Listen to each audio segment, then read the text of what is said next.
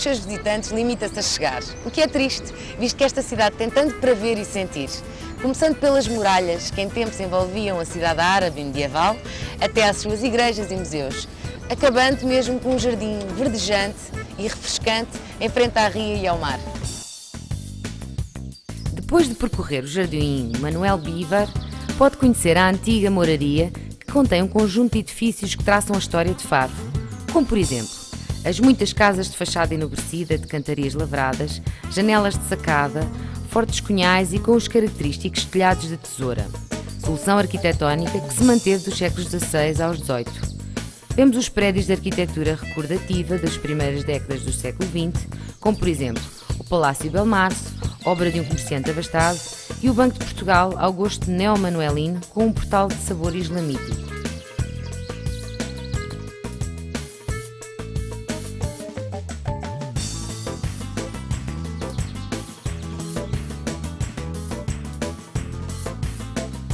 Este portal monumental foi construído sobre uma das portas medievais das muralhas pelo arquiteto italiano Francisco Xavier Fabri.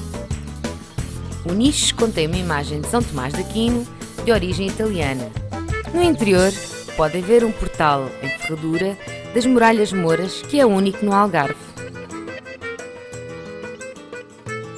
A Catedral, ou Sé de Faro, é um edifício de origem medieval que corresponde à antiga Igreja Matriz de Santa Maria, mandada construir em 1251 pelo arcebispo de Braga, Dom João Viegas. Da construção primitiva, apenas ficaram o primeiro piso da torre, que domina a fachada principal, e as duas capelas do cruzeiro.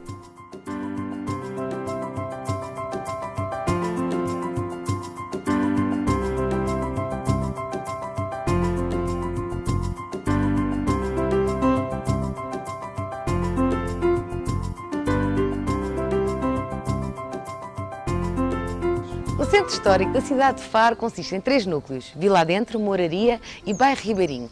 Estas abrangem a evolução da cidade desde a Reconquista cristã até à estrutura urbana do século XVII e XVIII. Os muros de defesa de Faro foram construídos pelo príncipe muçulmano Ben Burke no século IX. As duas torres albarrãs que defendem a entrada do Arco do Repouso têm a origem no reforço das defesas da cidade realizado nos séculos XII e XIII.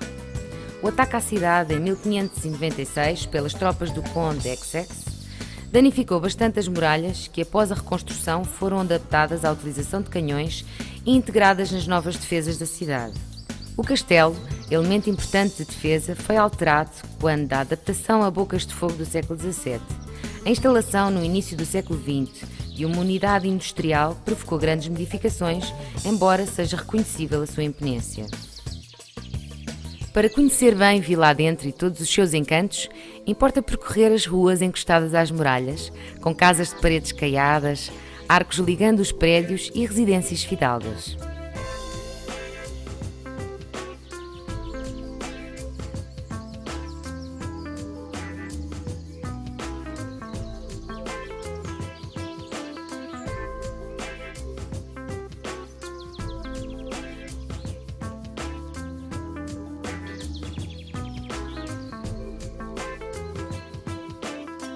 Para conhecer o bairro Ribeirinho é essencial dar um passeio pelas suas ruas estreitas, onde aqui e além se destacam fachadas com cantarias ou as 4 águas dos telhados de tesoura.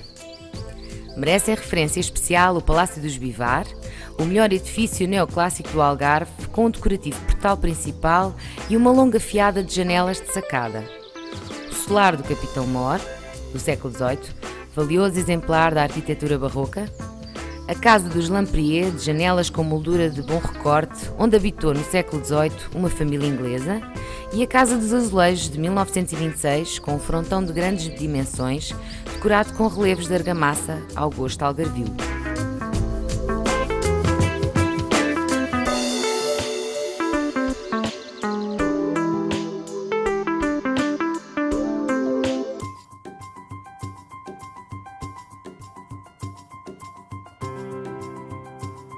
O Teatro das Figuras tem a assinatura do arquiteto Gonçalo Byrne e surge integrado na Rede Nacional de Teatros. Ao todo, 800 lugares compõem a lotação da estrutura, já apreciada como uma das obras-primas arquitetónicas contemporâneas. Nas imediações de Santa Bárbara de Neche existe um castro, utilizado por fenícios e romanos anteriormente, o que demonstra bastante a antiguidade deste povoado. Para além da magnífica paisagem envolvente, podemos ainda visitar duas igrejas. A Igreja Matriz é um templo de origem medieval, remodelado no século XV segundo os formulários manuelinos e proto-renascentistas, dos quais restam vestígios da Capela Mor. Sofreu mais transformações no século XVIII. No interior, encontramos altares com retábulos barrocos e rococós, imagens dos séculos XVII e XVIII e várias alfaias religiosas, entre as quais o relicário de Santa Bárbara. Ainda vale a pena ver os azulejos na Capela de Santo António. Aqui em Conceição, observa as platibandas, assim como a pintura das portas e janelas de cores garridas das suas casas. Pode também visitar a sua Igreja Matriz. A Igreja Matriz é de provável origem medieval, reconstruída no século XVI. Na fachada tem um portal do terceiro quartel deste século. No interior, encontra alguns elementos da arte manuelina na Capela Mor, um retábulo construído após o terremoto de 1755 e um pequeno conjunto de imagens. Este cruzeiro é uma imagem do Senhor crucificado, assente sobre uma coluna que data do século XVI. Estói é uma povoação antiga. Mantém nas suas ruas e casas muito o caráter algarvio, nas suas fachadas caiadas, chaminés rendilhadas, quintais com árvores e flores. Mas de qualquer forma, aquilo que o traz aqui é certamente e sem dúvida o palácio. O gosto romântico do primeiro proprietário, membro de uma das mais distintas famílias da nobreza algarvia, levou a construir um palacete rodeado de jardins. Em vez de utilizar os modelos medievais do revivalismo da época, recorreu ao formulário neobarroco e neo-rococó. Depois de algumas décadas de abandono, é adquirido por um farmacêutico enriquecido, prossegue os trabalhos e faz do palácio sua habitação. O palácio é um vasto edifício com parte das fachadas revestidas de azulejos, com decoração floral e cenas diversas.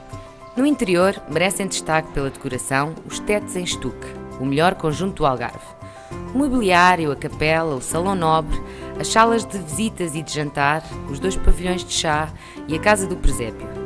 No acesso ao palácio, há um templete que contém uma cascata e o grupo das 3 graças sobre uma concha, cópia de uma obra do escultor italiano Antonio Canova.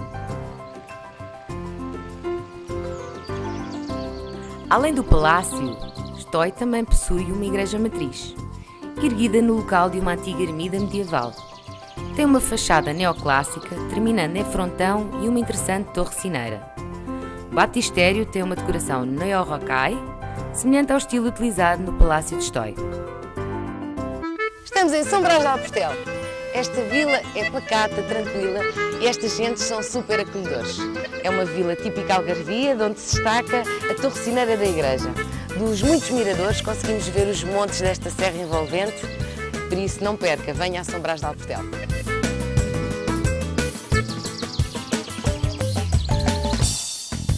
São Brás de Alportel tem casas brancas e baixas de arquitetura popular que se juntam a prédios enobrecidos de azulejos, de cantarias lavradas, varandas de ferro, sinais da opulência dos industriais da cortiça. Ao passear pelas suas ruas e praças, acompanha um pouco a evolução urbana que aqui houve, por isso, venha daí.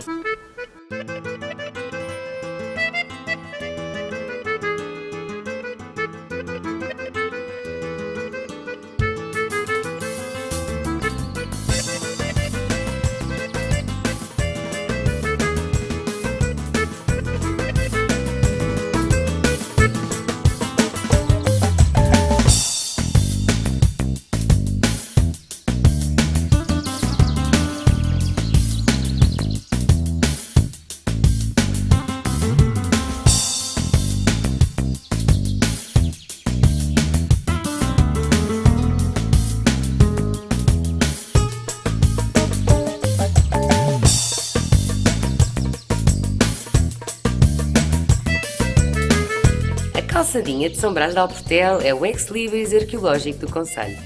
O percurso da calçadinha desenvolve-se por uma extensão total de 1480 metros, percorrendo um pequeno vale inserido a sul, ao qual é sobranceira uma zona mais elevada onde está hoje implantada a Igreja Matriz. A Atualmente restam 2 troços conservados designados A e B, separados por alguns metros, outrora pavimentados.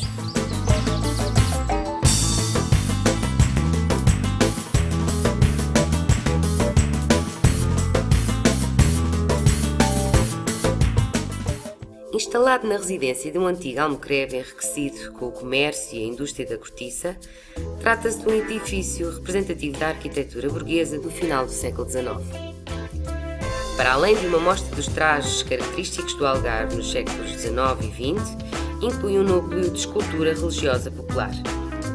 Nas instalações da exploração agrícola estão expostos cerca de 20 antigos veículos algarvios, trens e aranhas das gentes ricas, carros de mulas e chorriões puxados por bois dos trabalhadores do campo, uma exposição de arreios e alfaias agrícolas, bem como uma área dedicada à cortiça e à sua transformação, completam este interessante museu. O Palácio Episcopal foi construído nos séculos XVI e XVII para os bispos do Algarve como abrigo dos calores de verão. Sofreu várias modificações nos séculos XIX e XX que alteraram a sua estrutura. No antigo paço resta hoje parte do edifício principal e quase em frente uma barroca fonte abobadada com 8 bicas integrada num jardim.